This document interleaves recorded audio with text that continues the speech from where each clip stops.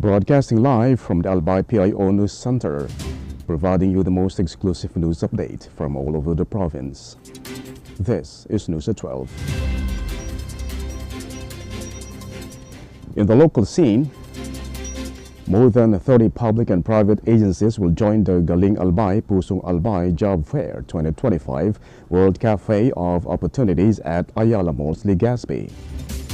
The event is organized by the Provincial Government of Albay through the Public Employment Service Office Albay in partnership with the Technical Education and Skills Development Authority. Participating government agencies include the Department of Labor and Employment, Department of Migrant Workers, Social Security System, PhilHealth, Pag-ibig Fund, Philippine Statistics Authority, and Bureau of Immigration. Private companies joining include Ace Hardware Philippines Incorporated, Honda Philippines Incorporated, Avon Philippines Incorporated, CDO Foods Fair Incorporated, Manulife Philippines, Super Value Incorporated, and Sutherland Global Services. Job Fair will feature on-the-spot hiring, career counseling, and networking opportunities for job seekers.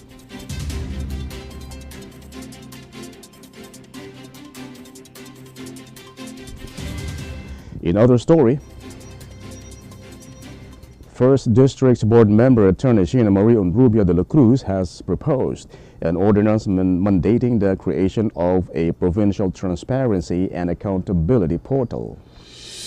The proposed Provincial Freedom of Information and Transparency Ordinance seeks to strengthen accountability and public trust in government.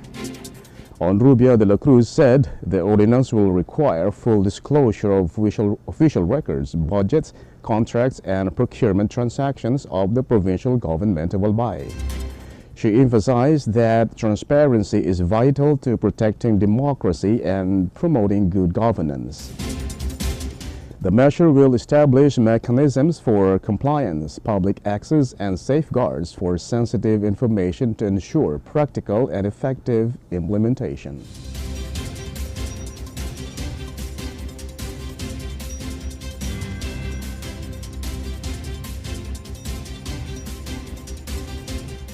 In the national scene,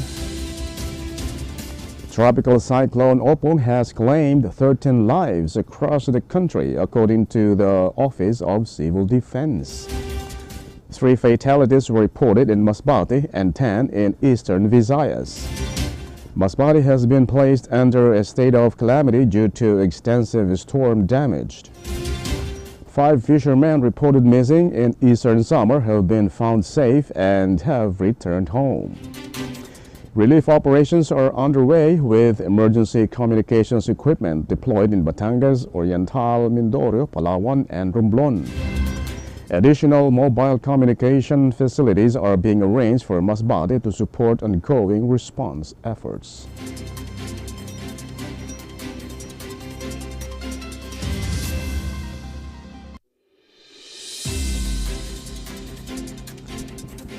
In other story, Senate Blue Ribbon Committee Chairperson Panfilo Lacson said the affidavit of Oli Gutesa on the alleged flood control fund anomaly remains credible despite questions over its notarization. Attorney Petio Rose Espera clarified that she did not notarize or sign the document presented by Gutesa during the Senate probe last Thursday. Gutesa, who claims to be the former security consultant of Ako Bicol Party List Representative Zaldi Co, testified on the alleged transfer of billions of pesos involving Co and former House Speaker Martin Romualdez. Lacson said Gutesa's testimony remains valid since it was given under oath. He added that issues may arise if Gutesa is proven to have misrepresented the affidavit as being notarized.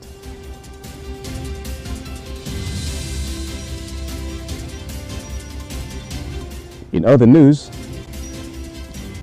Vice President Sara Duterte said her father, former President Rodrigo Duterte, was found unconscious in his room at the International Criminal Court detention facility in The Hague. She alleged that the ICC failed to provide immediate medical attention and has ignored requests for a 24-hour caregiver for her father. Attorney Maria Cristina Conti, assistant to counsel at the ICC, downplayed the vice president's claims. The Department of Foreign Affairs said the ICC operates under the Rome Statute and international standards, ensuring detainees receive proper treatment and consular assistance.